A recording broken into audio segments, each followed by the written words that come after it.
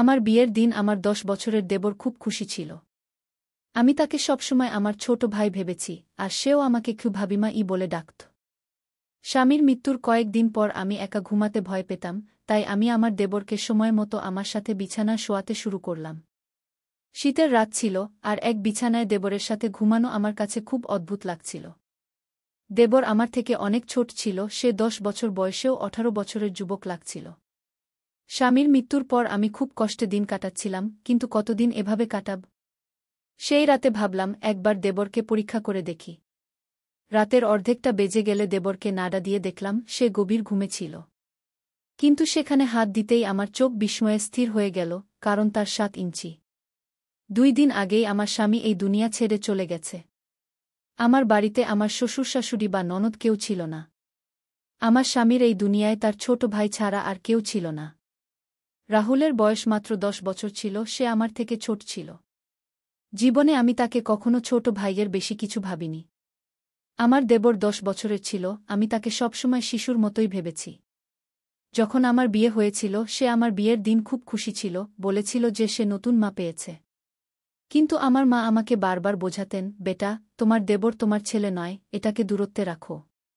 কিছুদিন পর সে বড় হয়ে যাবে, তখন তার ও তোমার মধ্যে পর্দা জরুরি হবে। তাই এখন থেকেই এটা অভ্যাস করো যে সে যেন তোমার ঘরে বিনা কারণে আসতে না পারে। আমি অনেকবার দেখেছি যে তোমার দেবর অকারণে তোমার ঘরে চলে আসে। বেটি, তোমার এমন করা উচিত নয়। তুমি একজন বিবাহিত মেয়ে, তোমাকে তোমার স্বামী ও পরিবারেরও খেয়াল রাখতে হবে গু। আমি আমার মায়ের কথা শুনে মনে হতো যে মা রাহুল সম্পর্কে খুব খারাপ ভাবেন, তাই আমি তার কথায় রাগ করতাম। কিন্তু আজ যখন আমি অসহায় হয়ে গেলাম, আমার স্বামী এই দুনিয়া ছেড়ে চলে গেছে, তখন আমার চোখ দিয়ে অশ্রু ঝরছিল। আমি ভাবতে পারিনি যে সে আমাকে তার 10 বছরের ভাইয়ের উপর রেখে চলে যাবে। আমার জীবন কঠিন হয়ে পড়েছিল, কাঁদতে কাঁদতে আমার অবস্থা শোচনীয় হয়ে গিয়েছিল। রাত 12টা বেজে গেছে, আমার দেবর রাহুল এখনও বাড়ি ফেরেনি।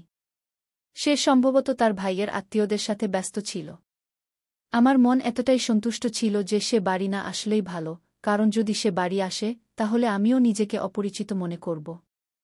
আমার মায়ের কথা বারবার মনে পড়ছিল, কিন্তু এই মুহূর্তে বাড়ির দরজায় কড়া নাড়ল।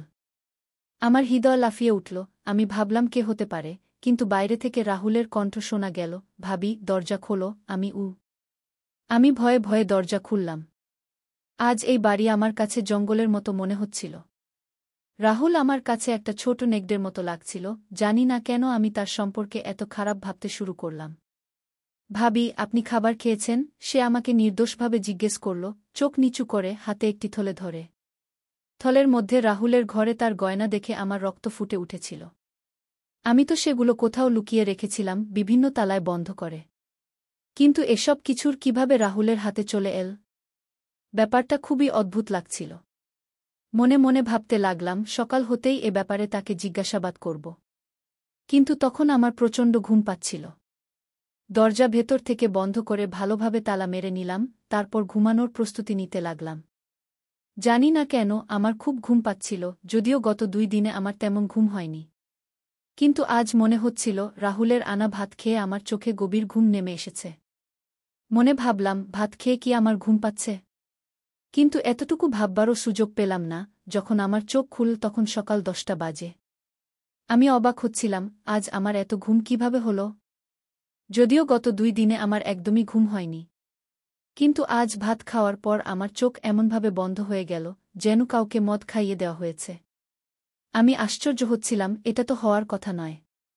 মনে বারবার একই প্রশ্ন জাগছিল, রাহুলের আনা ভাত খেয়ে আমি কি অজ্ঞান হয়ে গিয়েছিলাম? কিন্তু শেষ পর্যন্ত রাহুল কেন এমন করবে? চোখ মুছতে মুছতে বাইরে এলাম, রাহুল তখন সামনের রান্নাঘরে চা বানাচ্ছিল। তাকে দেখে আমার খুব খারাপ লাগছিল। বৌদি, আপনি ঘুমিয়েছিলেন? খুব ভালো ঘুম হয়েছে তো, সে আমার দিকে তাকিয়ে বলল। আমি নিষ্প্রভ স্বরে বললাম, হ্যাঁ, আজ আমার খুব ঘুম হয়েছে গিউ। তা হবে না কেন বৌদি? আমি আপনাকে ভাতের মধ্যে ঘুমের বড়ি মিশিয়ে দিয়েছিলাম। আমার বন্ধুকে বলেছিলাম আমার বৌদির ঘুম হয় না। সে আমাকে বলেছিল তুমি তার খাবারে ঘুমের বড়ি মিশিয়ে দিও, এতে সে শান্তিতে ঘুমিয়ে পড়বে গু। আমি হতবাক হয়ে গেলাম, রাহুল এত নিচু কাজ কিভাবে করতে পারে? রাহুল, তুমি এমন চিন্তাও কিভাবে করলে? তুমি তোমার বৌদিকে অজ্ঞান করতে চেয়েছিলে? না না বৌদি, আমি তো আপনাকে ভালো ঘুম দিতে চেয়েছিলাম। এখন আপনি বেশ ফ্রেশ দেখাচ্ছেন। নিন, চা খান গু। সে আমার সামনে চা রাখল। আমি সন্দিহান হয়ে পড়লাম। তুমি এতেও কিছু মিশিয়েছ নাকি? আল্লাহর কসম বৌদি, সেটা তো আমি আপনার ঘুম ও শান্তির জন্য বড়ি মিশিয়েছিলাম। আপনি যদি বলেন, আমি এখনই আপনার সামনে এই চা খেয়ে নিই। বরং আমরা অর্ধেক অর্ধেক ভাগ করে খাই। সে গ্লাস থেকে এক চুমুক নিয়ে আমাকে দেখাল। তখন আমি বিশ্বাস করে নিলাম। বললাম, ঠিক আছে, আমাকে মাফ করো। আমি তোমার ব্যাপারে সন্দিহান হয়ে যাই। রাহুলের মুখ দেখলে তার মায়াময় ভাব দেখে আমার বিশ্বাস হয়ে যেত, কারণ সত্যিই তার মুখে প্রচণ্ড মায়া ও ভদ্রতা ছিল। আজ আমি তাকে কিছু বলিনি। আমি জানতে চাইছিলাম সে নিজে থেকে আর কি বলবে।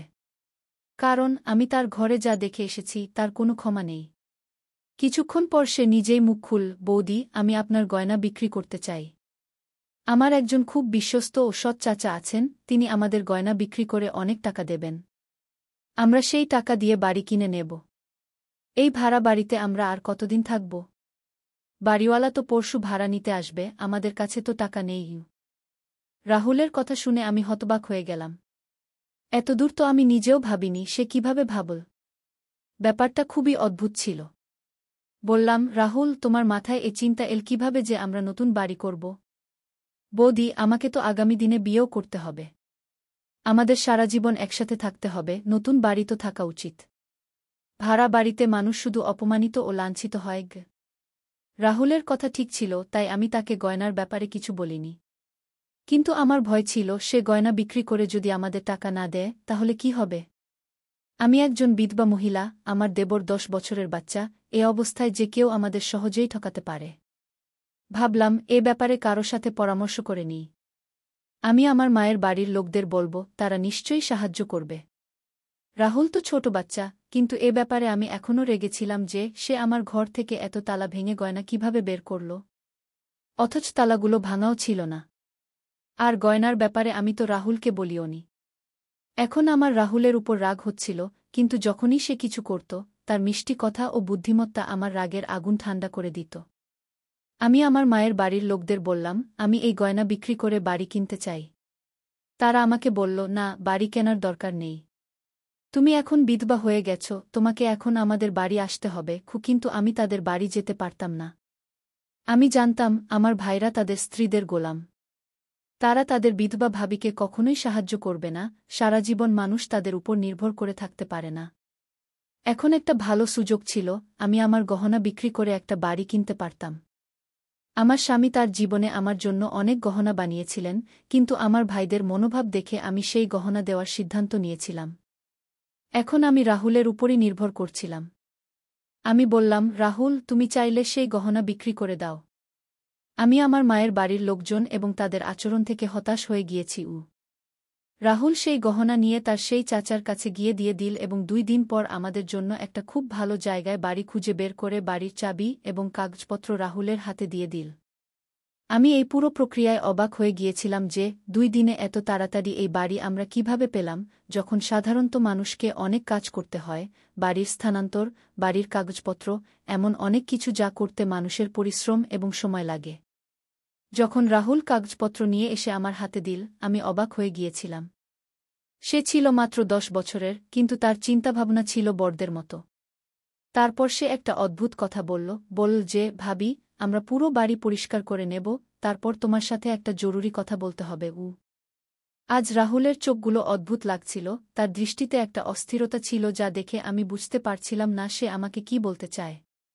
সেই সময় আমি ব্যস্ত ছিলাম, আমরা বাড়িতে সব জিনিসপত্র গুছিয়ে নিয়েছিলাম, এখন আমাদের চিন্তা ছিল আগামী দিনের খাবার ও রেশন কোথা থেকে আসবে। আমি তো জীবনে কখনো বাইরে গিয়ে চাকরি করিনি। তাহলে রাহুল কেন বলছিল যে তার আমার সাথে জরুরি কথা বলতে হবে? জানি না সে আমাকে কি বলতে চায়। আমার মনে অনেক প্রশ্ন ছিল, কিন্তু আমি তখন চুপ থাকতে চাইলাম। সন্ধ্যায় আমি সব জিনিস নিজ নিজ জায়গা রেখে দিয়েছিলাম। যাই হোক, আমাদের জিনিসপত্র কমই ছিল, বেশি সম্পদ বা ধনদৌলত ছিল না যা নিয়ে আমরা ঘুরতাম। সব কাজ শেষ করে আমি ভালো করে খাবার বানালাম। আমি রাহুলের জন্য অপেক্ষা করছিলাম, কারণ সে এই বাড়িরই অংশ ছিল এবং আমি চাইনি যে সে বাইরে গিয়ে নোংরা খাবার খাক। আমি তার জন্য খুব যত্ন করে খাবার বানিয়েছিলাম, ঠিক যেমন আমার স্বামীর পছন্দ অনুযায়ী আগে বানাতাম, সব রকম আদরত্ন এবং খেয়াল রাখতাম।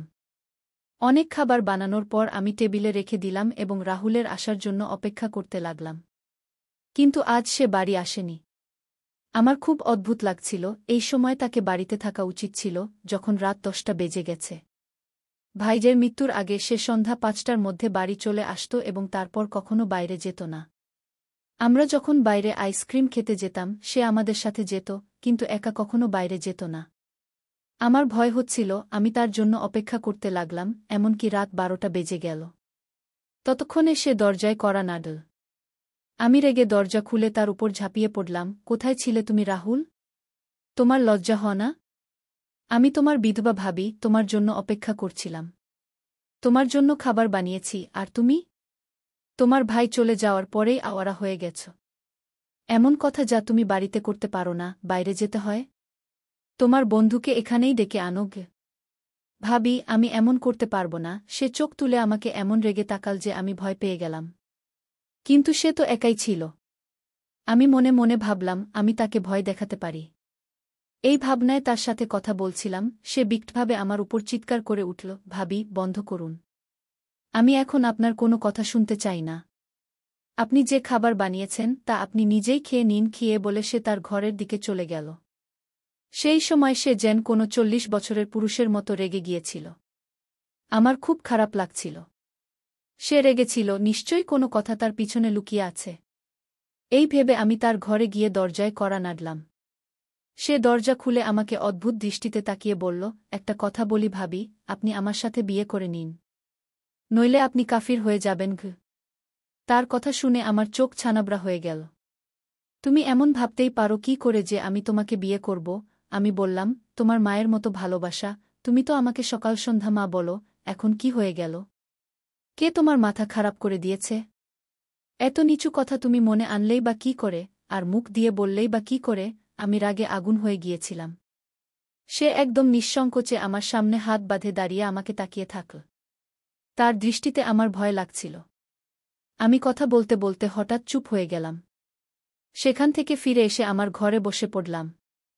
আমি ঘরের দরজা ভালো করে বন্ধ করে দিলাম। আমার বুক ধরাস ধরাস করছিল। আমি ভাবতেই পারছিলাম না যে রাহুল এমন হবে এবং আমার সাথে এমন কথা বলবে। আমি তো তাকে সবসময় আমার সন্তানের মতো মনে করতাম। এখনও আমার সন্তান হয়নি, কিন্তু তবুও রাহুল সম্পর্কে আমার স্বামী আমাকে বলেছিলেন, তুমি তাকে সবসময় নিজের সন্তানের মতো মনে করে লালন পালন করবে। তার মা নেই, বাবা নেই, এখন তুমিই তার সব। রাহুলের এই কথায় আমার খুব কষ্ট হচ্ছিল। আমি ভেবেছিলাম, আজকের পর আমি রাহুলের সাথে কোনো কথা বলবো না। আইনত এই বাড়ি আমার নামে ছিল। আমি এই বাড়িতে একা থাকতে পারতাম। কিন্তু রাহুল যদি আবার এমন হটকারিতা করে, তবে আমি তাকে বাড়ি থেকে বের করে দেব। এই বাড়ি আমার স্বামীর টাকায় তৈরি, আমার নামে, কিন্তু রাহুলের এখানে থাকার কোনো অধিকার নেই। যদি সে তার ভাবিকে সম্মান না দিতে পারে, যা তার দেওয়া উচিত ছিল। আমার নীরবতা এখন রেগে গিয়েছিল। সকালে উঠেই আমি রাহুলের ঘরের দরজা জোরে জোরে পিটানো শুরু করলাম। তখন আমি বুঝতে পারলাম যে তার ঘরের দরজা ভিতর থেকে বন্ধ নেই। আমি বাইরে থেকে দরজা খুলে দেখলাম, ঘর খালি। ঘরে কিছুই নেই। রাহুল কোথায় গেল? আমি মনে মনে ভাবতে লাগলাম। আমার বুক রেগে ধড়ফড় করছিল। আমি বাইরের দরজার দিকে তাকালাম, দরজা বাইরে থেকে বন্ধ। এর মানে রাহুল আমাকে বাড়িতে বন্দি করে রেখে গেছে। আমি মনে মনে ভাবলাম, তখন আমার তার প্রতি ঘৃণা জন্মাল। এত ছোট বয়স, মাত্র 12 বছর, আর এমন হটকারিতা। এই ভেবে আমি বাইরে যাওয়ার সিদ্ধান্ত নিলাম, কিন্তু তখন মনে পড়ল যে আমি ইদ্যতের মধ্যে আছি। বারবার বাড়ি থেকে বের হওয়া ভালো নয়। এই ভেবে আমি অসহায় হয়ে বসে পড়লাম। স্বামীর মৃত্যুর 1 মাস হয়ে গিয়েছিল। সেই 1 মাসে রাহুল কতটা বদলে গেছে আমি মনে মনে ভাবতে লাগলাম। খোদা যদি আমাকে সন্তান দিত, তবে আমি এখন রাহুলের উপর নির্ভরশীল হতাম না। আমি আমার সন্তানের উপর ভরসা করে জীবন কাটিয়ে দিতাম। কিন্তু এখন আমি এটাকে কি বলবো?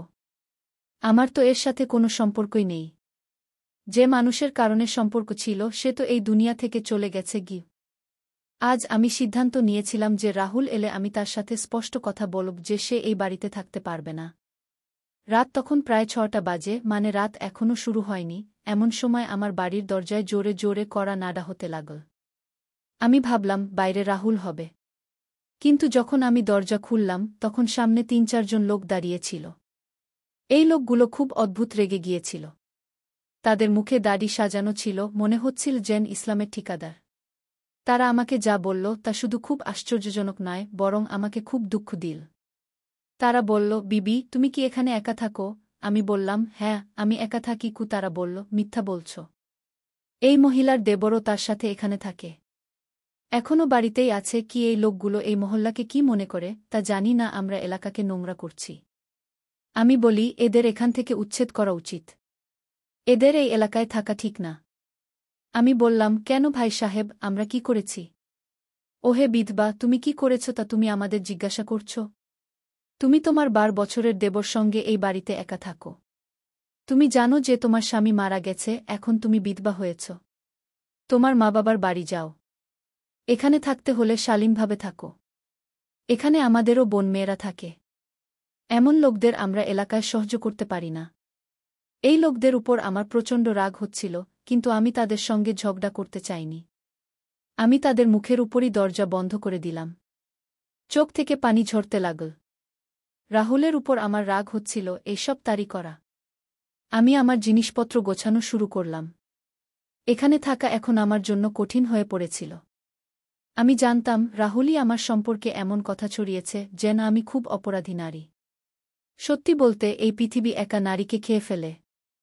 ভগবান সবার ইজ্জত রক্ষা করুন। তাহলে আমার প্রিয় বন্ধুরা, আজকের আমাদের ছোট্ট গল্প এখানেই শেষ। আপনি এই গল্পটি কেমন লাগলো কমেন্ট করে অবশ্যই জানাবেন। যদি গল্পটি ভালো লেগে থাকে তবে লাইক করুন এবং বন্ধুদের সঙ্গে শেয়ার করুন। যদি আপনি এরকম আরও ইন্টারেস্টিং এবং রোমান্টিক গল্প শুনতে চান তবে চ্যানেলটি সাবস্ক্রাইব করুন এবং বেল আইকন অন করে রাখুন, যাতে আমার নতুন ভিডিওর নোটিফিকেশন আপনি তাৎক্ষণিক পেতে পারেন। কাল দেখা হবে আরও একটি নতুন গল্প নিয়ে। ধন্যবাদ।